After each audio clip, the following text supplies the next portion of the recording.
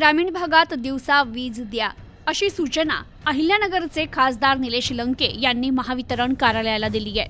अहिल्यानगर जिल्ह्यात वाढत्या मानव बिबट्या संघर्षाच्या पार्श्वभूमीवर ग्रामीण भागात दिवसा पूर्ण क्षमतेने आणि दाबाने वीज पुरवठा उपलब्ध करून देण्याची ठाम आणि तातडीची मागणी खासदार निलेश लंके यांनी महावितरण मंडळाकडे केली आहे। जिल्ह्यातील विविध तालुक्यांमध्ये बिबट्यांची दहशत मोठ्या प्रमाणात वाढत असून नागरिकांच्या सुरक्षेचा मोठा प्रश्न उभा राहिलाय।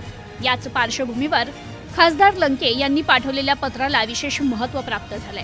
अहिल्यानगर जिल्ह्यातील नगर, पारनेर, राहुरी, शेवगाव, पाथर्डी, कर्जत, जामखेड आणि श्रीगोंदा या तालुक्यामध्ये बिबट्यांचं प्रमाण मोठ्या प्रमाणात वाढलंय।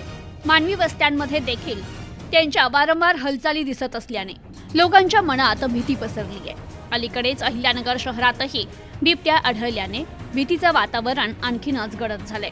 दैनंदिन वृत्तपत्रातून शेतकरी, लहान मुलं, पाळीव जनावरं अशांवरील हल्ल्यांच्या घटना सातत्यानं प्रसिद्ध होत आहेत। विशेषतः ग्रामीण भागात संध्याकाळनंतर नागरिक अत्यंत घाबरून हालचाल करतायत, तर महावितरणकडून रात्रीच्या वेळी सिंचनासाठी वीज पुरवठा केला जातो। बिबट्याच्या दहशतीमुळे शेतकऱ्यांना रात्री शेतात जाणं धोकादायक झालंय। भीतीमुळे शेतकरी रात्रीच्या वेळी शेतात जाऊ शकत नाही, परिणामी पिकांचं मोठं नुकसान होतंय आणि जीवितहानीचीही शक्यता वाढतीये। याच पार्श्वभूमीवर अनेक गावातून दिवसा वीज पुरवठा वाढवण्याच्या तसेच पूर्ण दाबाने देण्याच्या तक्रारी आणि विनंत्या वाढल्या।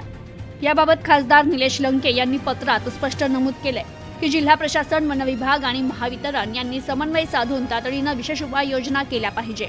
तातडीनं निर्णय घेतला तर संघर्षग्रस्त गावातील नागरिकांना मोठा दिलासा मिळेल आणि संभाव्य अपघातही टाळणं शक्य होईल, असंही खासदार निलेश लंके यांनी पत्रात स्पष्ट केलंय।